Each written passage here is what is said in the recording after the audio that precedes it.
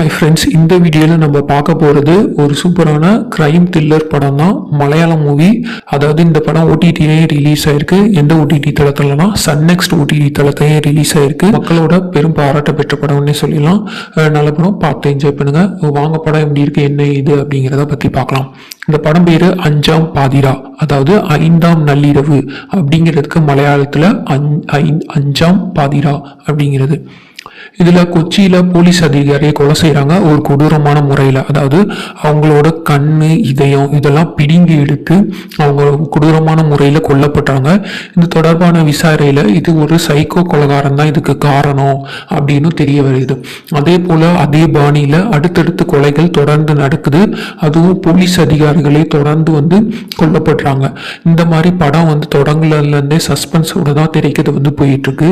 இறுதி வரைக்குமே அதே சஸ்பென்ஸ் தான் தக்க வச்சிருக்காங்க. ஒவ்வொரு காட்சிக்கும் அடுத்தடுத்து என்ன நடக்கும், என்ன ஆகும் அப்படிங்கிற ஒரு பதட்டத்தையும் கொண்டு போய் கொலை காட்சிகள் எல்லாம் நகர்த்தி இருக்காங்க.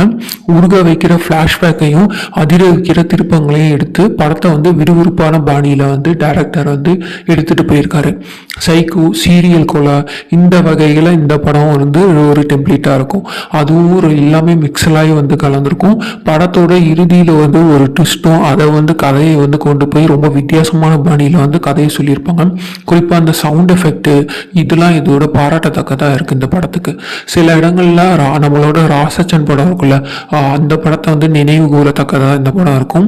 இதில் இந்த சைக்கோ கொலையாளியோட புத்தி கூர்மை, அது பின்னணி, அது நம்ப வைக்கிற, ஆச்சரியப்பட வைக்கிற தன்மை, ஸோ இது எல்லாத்தையுமே சூப்பரான எஃபெக்டில் கொண்டு போயிருக்காங்க. ஃபர்ஸ்ட் ஹாஃப் எப்போதுமே விறுவிறுப்பாக போயிடும். செகண்ட் ஹாஃப் கொஞ்சம் ஸ்லோவாக தான் நகருது. இந்த படத்தில் குஞ்சாக்கோ போபன், ஜீனு சோசப், அப்புறம் உனிமையா பிரசாந்த், அப்புறம் ஸ்ரீநாத் பாசி இவங்கெல்லாம் நடிப்பில் மிரட்டியிருக்காங்க. மிதுன் மானுமேல் தாமஸ் இந்த படத்தை இயக்கியிருக்காங்க. அட்டகாசமான ஒளிப்பதிவு செஞ்சுருக்காங்க. சன் நெக்ஸ்ட் ஓடிடி தளத்தில் இந்த படம் காண கிடைக்குது. பார்த்து என்ஜாய் பண்ணுங்க. Thank you friends.